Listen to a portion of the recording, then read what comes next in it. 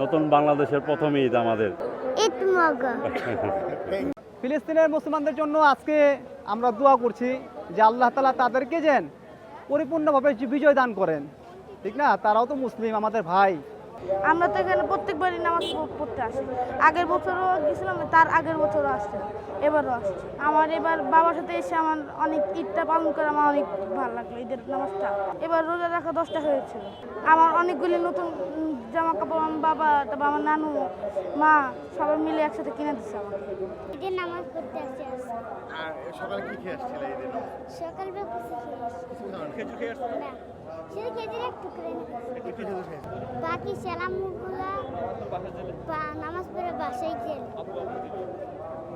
প্রাকৃতিক পরিবেশ থেকে শুরু করে সব কিছু অনেক মানুষ অনেক ভালো লাগতেছে অন্যান্য বছরের তুলনায়।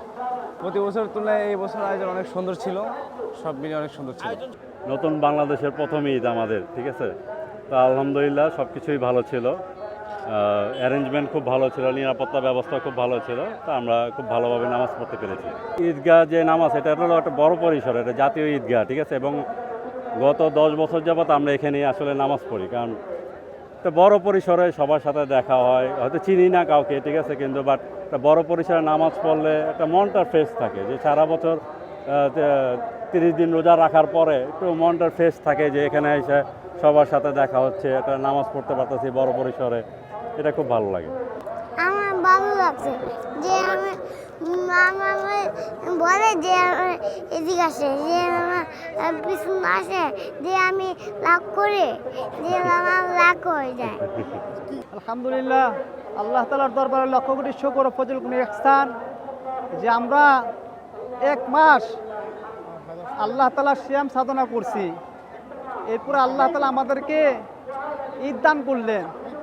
ঈদুল ফিতরের সালাত আদায় করে আমরা আবার বাড়ি ফিরে যাচ্ছি। এর জন্য আল্লাহ তাআলার দরবারে শুকর আদায় করা বেশি বেশি, যে আল্লাহ যে আমাদের 1 মাসের আমল আল্লাহ আমাদের কবুল করেন, এবং আজকে যেন আল্লাহ তাআলা আমাদের ঈদের নামাজও কবুল করেন। আজকে খুবই আনন্দ লাগতেছে, কিন্তু ঈদ মানে আনন্দ, ঠিক না? ঈদ মানে নামাজ। আজকে লক্ষ মুসলিমের সাথে একসাথে নামাজ পড়া, এটা অনেক কিছু। আল্লাহ তাআলার দরবারে শুকরিয়া যে আল্লাহ তাআলা আমাদেরকে একত্রিতভাবে জামাতের সাথে আদায় করার তৌফিক দান করছে। ফিলিস্তিনের মুসলমানদের জন্য আজকে আমরা দোয়া করছি যে আল্লাহ তাআলা তাদেরকে যেন পরিপূর্ণভাবে বিজয় দান করেন, ঠিক না? তারাও তো মুসলিম, আমাদের ভাই। তারা যে ইহুদিরা যে অত্যাচার করতেছে, ইহুদের থেকে যে আল্লাহ তাআলা তাদেরকে নিরাপত্তা দান করেন, আফিয়াত দান করেন, আল্লাহ তাআলা তাদেরকে সাহায্য করেন। এর জন্য আমাদের প্রত্যেকটা মুসলমানের কর্তব্য আল্লাহ তাআলার কাছে দোয়া করা।